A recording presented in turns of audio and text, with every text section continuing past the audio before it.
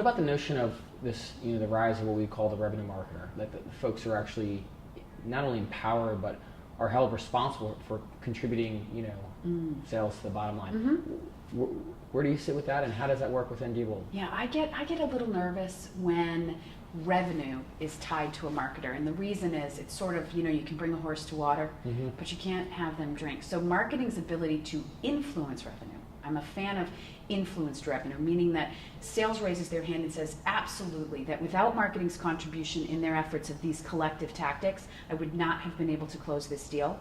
I absolutely am a firm supporter of that. I don't necessarily believe, though, that marketing could be a sole contributor to revenue in a way that would be substantive. Okay, fair enough. Yeah.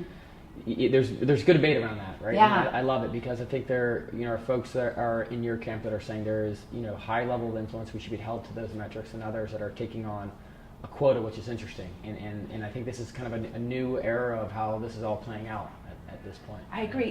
It comes down to accountability versus ownership, right? And maybe certain industries or certain places, I tend to be a bit more of a traditionalist in that way, but the risk factor and marketing's ability to actually close that deal, Mm-hmm. And the tolerance of that function to be able to accept that type of accountability without owning the result. Mm-hmm. So in other words, if I'm relying 100% on you as the sales organization to close that deal, then being held to that in terms of performance, and if you're in a performance-based culture, that's your livelihood. Oh, yeah. That's how you feed your family. Yeah. That becomes a real, maybe a healthy tension. It could be, but I'm not sold yet on that.